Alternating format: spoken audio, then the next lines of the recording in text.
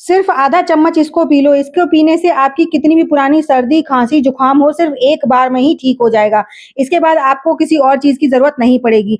इस बदलते मौसम की वजह से हर घर में हर बंदे को किसी के गले में दर्द है, तो किसी को खाँसी है, तो किसी को जुकाम है। इन सारी समस्याओं से अगर आप भी जूझ रहे हैं तो आज की रेमेडी आपके लिए है। इसे सिर्फ आपको 1 दिन बनाना है और आपको सिर्फ 3 दिन इसे पीना है। ये एक ऐसा पावरफुल सिरप है जो एक बार बनाने से और एक बार ही पीने से आपको इंस्टेंट आराम देगा। चाहे आपकी खाँसी किसी भी तरह की हो, चाहे गीली खाँसी हो, सूखी खाँसी हो या फिर आपको जुकाम बहुत ज़्यादा है या इस बदलते मौसम से आपके गले में बहुत ज़्यादा दर्द है। तो चलिए बिना देरी करते हुए आज की इस पावरफुल रेमेडी को बना लेते हैं। इसको बनाने के लिए यहाँ पर 2 कप पानी लेना है और इस पानी को हल्का-सा उबाल दिलवाना है। जैसे-जैसे पानी उबलता जाएगा, गर्म होता जाएगा, वैसे-वैसे हम नॉर्मल सी अपने घर की कुछ खास चीज़ों को इसमें डालते जाएँगे, जिससे कि ये हमारी रेमेडी बनकर तैयार हो जाएगी।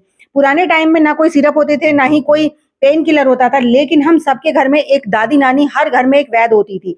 वही जो हमारे घर के किचन की चीज़ों से ही हमारी सारी समस्याओं का खत्म कर देती थी। तो उसके लिए सबसे पहले हमने लेनी है काली मिर्च। काली मिर्च हम सभी जानते हैं कि जब हमें सर्दी-खाँसी होती है तो काली मिर्च का काढ़ा, लौंग का काढ़ा, ये सब काढ़े हमारी दादी वगैरह पिलाया करती थी। तो इन्हीं सारी चीज़ों को मिलाकर एक सिरप बनाएँगे।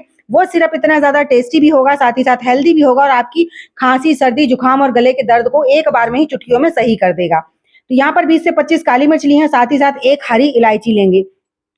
हरी इलायची के जो बीज होते हैं ना, वो सिर्फ़ हमारी माउथ फ्रेशनर का ही काम नहीं करते हैं, हमारे वो अंदरूनी बॉडी में बहुत ही ज़्यादा इफ़ेक्टिव काम करते हैं, जिससे कि हमारी जो बॉडी की इम्यूनिटी होती है, वो पावर जो होती है, इम्यूनिटी पावर जो होती है, वो बूस्ट होती है। तो आपको यहाँ पर एक हरी इलायची ज़रूर लेनी है। हरी इलायची ज़्यादा नहीं, सिर्फ़ एक लेनी है। उसके बाद आपको लेना है यहाँ पर 5 से 6 लौंग। लौंग जो होती हैं, ध्यान रखिए उसमें जो फूल होता है ना, वो फूल वाली लौंग होनी चाहिए। ऐसा नहीं है कि बस जिनमें से नीचे-नीचे की जो डंडियाँ होती हैं, वो हो और फूल नहीं हो। मेन जो होता है उसका फूल होता है। तो यहाँ पर आपको फूल वाली 5 लौंग लेनी है और इनको इस पानी में डाल देना है। लास्ट में यहाँ पर हमने ली है एक पीपल, जो एक लकड़ी जैसी होती है काली-काली लंबी-सी, वहाँ पर हमने सिर्फ़ एक पीपल डाली है इसमें। पीपल बहुत ज़्यादा फ़ायदा करती है हमारे गले की दर्द, खराश और सर्दी-जुकाम को, बैक्टीरिया को ख़त्म करने के लिए। लेकिन पीपल की जो मात्रा होती है वो कम ही लेनी है क्योंकि पीपल की तासीर बहुत ज़्यादा गर्म होती है। इसीलिए मैंने यहाँ पर 1 पीपल ही डाली है और उसके बाद हमने डालना है यहाँ पर आधी चम्मच के करीब अजवाइन। अजवाइन जो है वो हमारे डाइजेशन सिस्टम को ही इम्प्रूव नहीं करती है। इसमें कुछ ऐसी प्रॉपर्टीज़ होती हैं जो हमारी सर्दी, खाँसी और जो हमारा बलगम जम जाता है, उसको भी साफ़ करती है। इसलिए आपको अजवाइन ज़रूर डालनी है और देखिए सारी चीज़ें नॉर्मली आपके किचन में मिल जाएँगी, आपको स्पेशल इसके लिए कुछ भी लाने की ज़रूरत नहीं है। इसके बाद मैंने एक तेजपत्ता डाला है तोड़कर, अगर आपके पास किसी भी रीज़न से इनमें से एक आध चीज़ नहीं है, जैसे पीपल हो गया, लौंग हो गई, तो उसे आप स्किप भी कर सकते हैं, बाकी चीज़ें आप डाल दीजिए। उसके बाद सबसे लास्ट एंड सबसे ज़्यादा इम्पोर्टेंट अदरक। अदरक को यहाँ आपको ज़रूर इस्तेमाल करना है, फ्रेश अदरक ही डालना है, आपको यहाँ पर ड्राई अदरक नहीं डालना है। तो यहाँ पर 1 चम्मच के करीब मैं अदरक को ग्रेट करके डाल दूँगी, ये जो मैंने लिया है इसका हाफ पार्ट डालूँगी, 1 चम्मच अदरक काफ़ी है। क्योंकि हम इस सिरप को हेल्दी के साथ-साथ टेस्टी भी बना रहे हैं ताकि बच्चे भी खा सकें, बड़े भी खा सकें और बुज़ुर्ग भी खा सकें। तो अगर हम मार्केट से जो सिरप लाते हैं वो मीठे भी होते हैं और थोड़े-से मतलब तीखे भी होते हैं। तो इसी तरीके का हमारा ये सिरप बनकर तैयार होगा। अब आपको इसको इतनी देर पकाना है, जो हमने 2 कप पानी रखा था, वो सिर्फ़ 1 कप रहे। जब तक आपका ये पानी 1 कप नहीं रहेगा, तब तक आपका ये सिरप अच्छे से बनकर तैयार नहीं होगा। तो उसे आप उतनी देर पकाइए, जितनी देर ये आधा पानी जो है इसका जल जाए। जैसे ही आपको लगे कि ये थोड़ा-सा कम हो गया, उसी टाइम पर यहाँ पर मैंने जैगरी पाउडर डाला है। जैगरी पाउडर भी डाल सकते हैं यहाँ पर आप या फिर मिश्री जो धागे वाली मिश्री होती है वो डाल सकते हैं।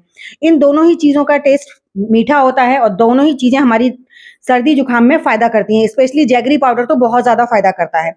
तो यहाँ पर आपके पास जैगरी पाउडर है तो जैगरी पाउडर डाल दीजिए। नॉर्मल आपके पास गुड़ है तो आप उसी को थोड़ा-सा तोड़कर डाल दीजिए।